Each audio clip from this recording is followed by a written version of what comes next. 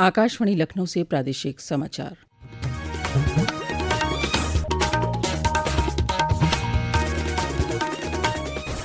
पहले मुख्य समाचार। मुख्यमंत्री योगी आदित्यनाथ ने अयोध्या के श्रीराम मंदिर में रामलला का विग्रह की प्राण प्रतिष्ठा समारोह की पहली वर्षगांठ पर 3 दिवसीय भव्य समारोह की शुरूआत की।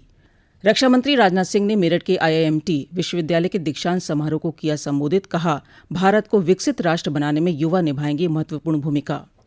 मुख्यमंत्री ने लखनऊ में खादी महोत्सव 2025 का किया उद्घाटन। कहा, पिछले 7 वर्षों में 3.5 लाख से अधिक लोगों को खादी के माध्यम से मिला है रोजगार। और प्रयागराज महाकुंभ में आध्यात्मिकता, नवाचार और डिजिटल प्रगति की देखने को मिलेगी झलक। तीर्थ यात्रियों और पर्यटकों की सुविधा के लिए की गई विशेष व्यवस्थाएं।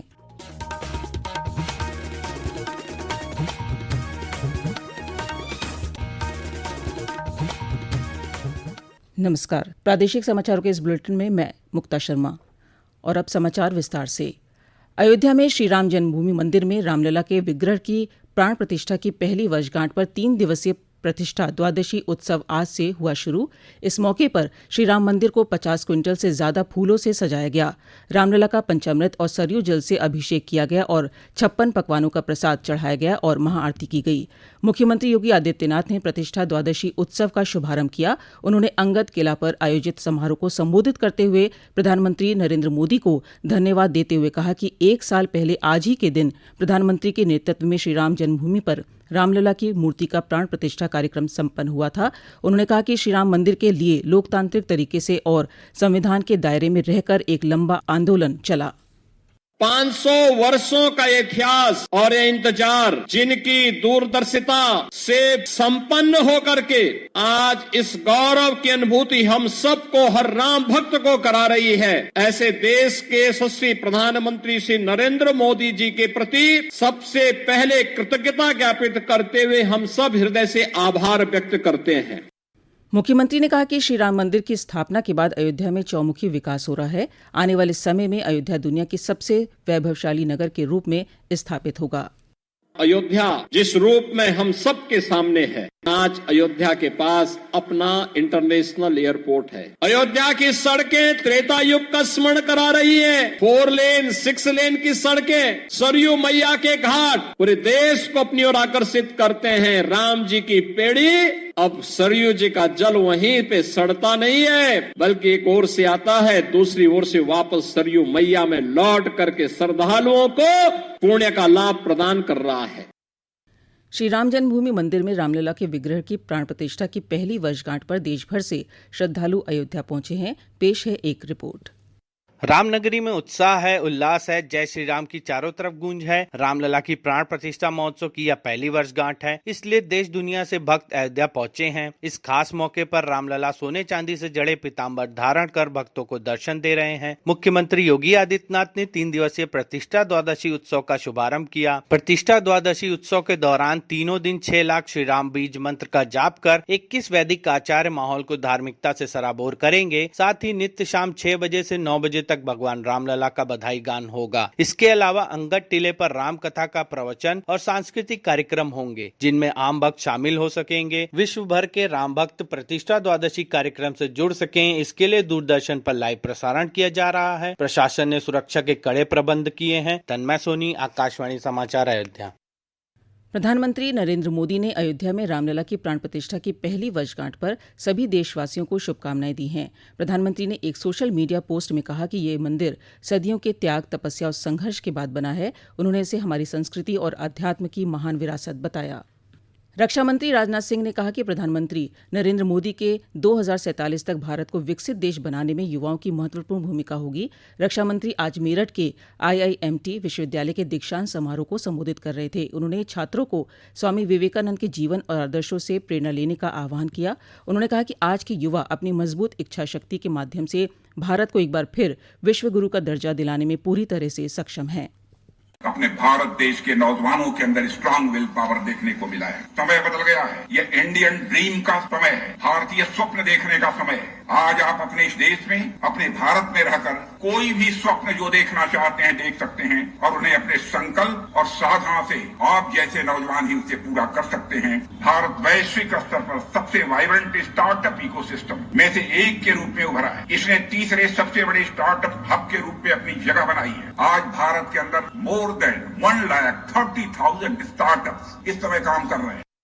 इस अवसर पर रक्षा मंत्री ने समारोह में लगभग 4,000 छात्र छात्राओं को उपाधियां और पदक प्रदान किए। ये समाचार आप आकाशवाणी लखनऊ से सुन रहे हैं। ताज़ा समाचार जानने के लिए आप हमारी वेबसाइट newsonair.gov.in पर लॉगिन कर सकते हैं। इसके साथ ही आप प्रादेशिक समाचारों का ये बुलेटिन हमारे YouTube channel news on AIR Lucknow पर भी सुन सकते हैं। प्रादेशिक समाचारों के इस बुलेटिन में आपका फिर से स्वागत है। मुख्यमंत्री योगी आदित्यनाथ ने आज लखनऊ में खादी महोत्सव 2025 का उद्घाटन किया। इस दौरान मुख्यमंत्री ने महोत्सव में लगाए गए स्टॉलों का निरीक्षण भी किया। कार्यक्रम को संबोधित करते हुए उन्होंने कहा कि खादी को महात्मा गांधी ने एक आंदोलन बनाया और खादी बनाने वाला चरखा भारत के स्वाभिमान का प्रतीक बना। मुख्यमंत्री ने कहा कि प्रदेश में पिछले 7 वर्षों में 3.5 लाख से अधिक लोगों को खादी के माध्यम से रोजगार उपलब्ध कराया गया है। कार्यक्रम में प्रदेश के खादी एवं ग्रामोद्योग मंत्री राकेश सचान भी मौजूद रहे। इस दौरान माटी कला के 5 लाभार्थियों को टूल किट और प्रमाण पत्र वितरित किए गए। खादी महोत्सव गोमतीनगर स्थित इंदिरा गांधी प्रतिष्ठान में 17 जनवरी तक चलेगा। महोत्सव में हस्त निर्मित उत्पादों के साथ खादी से बने आकर्षक परिधानों के लगभग 130 स्टॉल लगाए गए हैं। उप मुख्यमंत्री बृजेश पाठक ने आज लखनऊ के इंदिरानगर स्थित राज्य स्वास्थ्य एवं परिवार कल्याण संस्थान में नवीन चिकित्सा इकाइयों का लोकार्पण और शिलान्यास किया। इस अवसर पर श्री पाठक ने कहा कि प्रदेश में लोगों को बेहतर स्वास्थ्य सेवाएं उपलब्ध कराने के लिए निरंतर प्रयास किया जा रहा है। प्रयागराज में महाकुंभ में लाखों तीर्थयात्रियों और पर्यटकों के पहुंचने की संभावना है। इसके लिए रेल, सड़क और हवाई मार्ग से शहर तक पहुंचने की विशेष व्यवस्था की गई है। एक रिपोर्ट।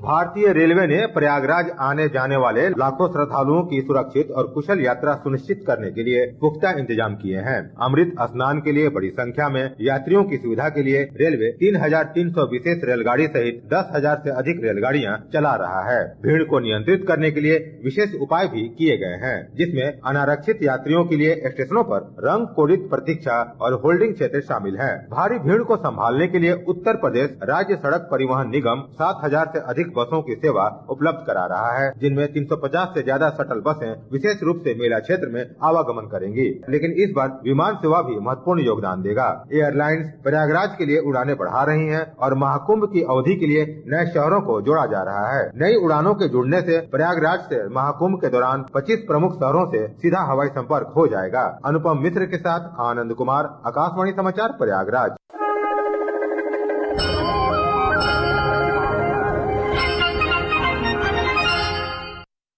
महाकुंभ में इस बार आध्यात्मिकता, नवाचार, परंपरा और डिजिटल प्रगति की झलक एक साथ देखने को मिलेगी। आयोजन के दौरान साइबर खतरे से निपटने के लिए भी विशेष प्रबंध किए गए हैं। महाकुंभ में साइबर पेट्रोलिंग के लिए 56 साइबर विशेषज्ञ तैनात किए गए हैं। धोखाधड़ी वाली वेबसाइट, फर्जी सोशल मीडिया प्लेटफॉर्म और फर्जी मोबाइल लिंक जैसे साइबर खतरों के चुनौतियों से निपटने के लिए महाकुंभ साइबर पुलिस स्टेशन की स्थापना की गई है।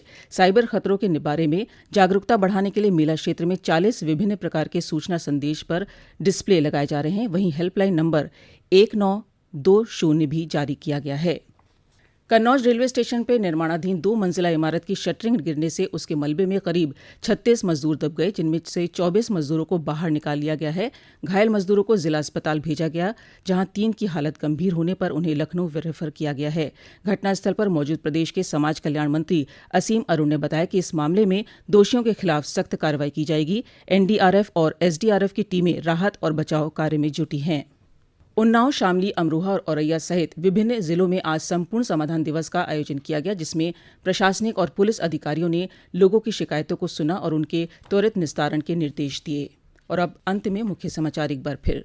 मुख्यमंत्री योगी आदित्यनाथ ने अयोध्या के श्री राम मंदिर में रामलला के विग्रह की प्राण प्रतिष्ठा समारोह की पहली वर्षगांठ पर 3 दिवसीय भव्य समारोह की शुरुआत की।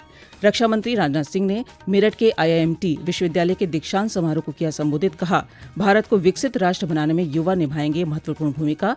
मुख्यमंत्री ने लखनऊ में खादी महोत्सव 2025 का किया उद्घाटन। कहा, पिछले 7 वर्षों में 3.5 लाख से अधिक लोगों को खादी के माध्यम से मिला है रोजगार और प्रयागराज महाकुंभ में आध्यात्मिकता, नवाचार और डिजिटल प्रगति की देखने को मिलेगी झलक।